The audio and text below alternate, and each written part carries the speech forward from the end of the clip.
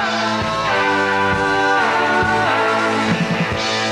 fall in love again.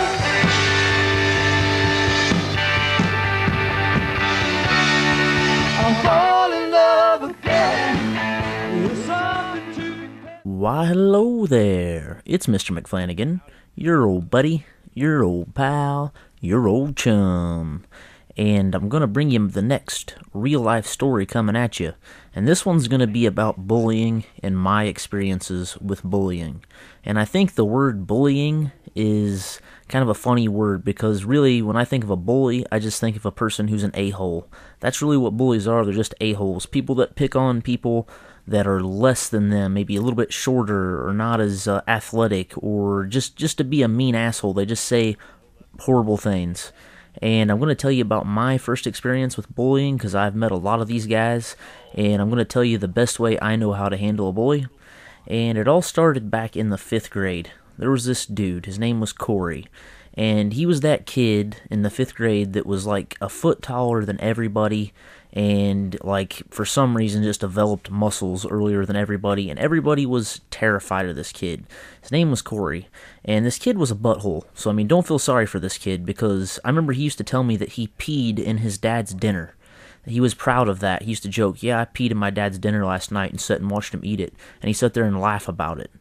And this kid was okay with me for a while, but I started to get bigger too, and I think maybe he felt threatened by it. And he would sit by me at lunch intentionally every single day. And it was okay at first. I mean, he'd pick on me a little bit here and there. But then he started attacking my dad. I remember he used to say all these horrible jokes about my dad. And finally, I couldn't take it anymore, and I just started getting pissed off. And I went to the principal. I told the principal what was going on, and she said, "Well, just don't sit by him." Well, it's not my choice. He sits by me. And I told her, I said, "If you don't do something about it, I'm going to do something about it." You know, I told her, I made her aware of it. So I went to my dad and I told him the situation. I told him what was going on at school. And he said, "You know what? I can tell you how to handle a bully, and you're not going to like it, and it's kind of scary, but I can tell you how to handle a bully." He said, you fight him, you deal with it, you know, you beat his ass, you know, and even if you don't beat his ass, the thing is once you fight him, he's going to know if he picks on you, he's going to get in a fight, and it's not going to be easy, and he's going to leave you alone. He's going to look for somebody else. And that's absolutely true. I mean, if you stand up to a bully, usually they'll just leave you alone, and that's the only way I know to stop bullying is to stand up to a bully. Once you fight him, it's over. And a few moments of pain are not as bad as getting picked on for a whole school year. Just a couple moments of pain, maybe getting a black eye, is not as bad as somebody picking on you all the time. That is much worse.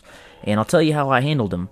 And look at this Dragunov, man. I got one-shotted with the Dragunov off my streaks. I think I was one off the chopper gunner. Some bullshit. And my buddy in here, Abra's, making fun of me. But I'll tell you how I dealt with this guy, okay? He sits by me at lunch just like any other day, and he starts talking shit to me, and he starts talking about my dad, and it's just getting to me. It's just getting to me real bad, and everybody's laughing at his jokes, you know, because they're all scared of him. And he says, "I bet your family exercises by running around your dad," because my dad's a heavier guy. And that was it. He pushed me to the brink, and my buddy Travis, which is a little bitty guy, I told him, I said, "I bet you I'm going to pop this kid right in the face when he comes back." And he's like, "I bet you won't, Nelson. I bet you won't, man. I bet you won't beat this guy up." That was my nickname, Nelson. I don't know why. But he says, "I bet you won't punch him." And I said, "Okay." So this kid gets up, and he goes to the a la carte line, which is where you can buy like extra fruit and stuff. And he buys a banana. And he sits back down beside me, still laughing at me, eating this banana. And as soon as he eats that banana, I punch him right in the mouth and cram that banana right down his throat. And as soon as that happens, I jump up out of my seat, I grab the dude around the neck, and just start beating knots all over his head. I mean, just beating the shit out of this kid. I remember after I'd beat him where he was almost limp, I grabbed him by the head and bounced his head off the table, and I guess I busted his eardrum, because later on I found out that his parents were like trying to sue the school because I busted this kid's eardrum. But needless to say, Corey never had any more problems with that guy. Not a single thing. He even was like tried to be my best friend. He followed me around like a dog. He was like, "Hey, how you doing today, buddy? Blah blah. I'll carry your books. Blah blah blah blah. Can I come to your birthday party? Oh man, you're so cool. Blah blah blah blah." And of course, I still didn't want anything to do with the guy because he's just an asshole. I mean, he is. He's just an asshole. He's somebody that I don't know if he didn't get enough attention or what, but he's just not a good person. And most bullies are like that. There's something wrong in their life that they can't control, but they can control you. But they can push you, and they feel like they're in control. But the moment you stand up to them and show them they're not in control, that's when a bully will just give up and go away.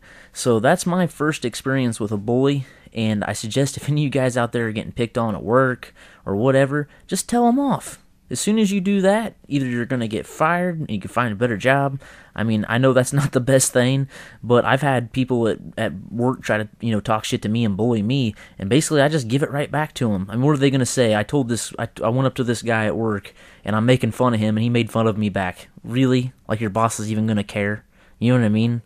So either you stand up to a bully or he's just going to keep bullying you. I remember there was this dude at work when I worked at a body shop. He was the shop manager, and I was that guy that always put like 70 hours in at work. And I had tickets to a concert and wanted to leave early, and he told me to take out the trash. That's what he told me, and I had to be at the concert in like 30 minutes. It was like a 30-minute drive. I was cutting it close anyway. And I remember I chucked a door at this dude. I was taking the trash out, and I just threw a door at him. I said, you're nothing but a piece of crap. I gave you 2 months' notice. And dude, it shocked him. He apologized to me, and I never had a problem with that guy ever again. I'm not saying you should throw doors at people, because that's not cool, but I have a bit of a temper. But this game's winding up. I hope you enjoyed my commentary. This is mainly for younger guys, because in real life, when you get in fights, you just go to jail. And there's bigger guys in there and bigger bullies that aren't going to give up. But thanks for watching, guys. It's 36 and 5. I really appreciate all your support. Thanks for stopping by. Mr. McFlanagan, I'm out of here.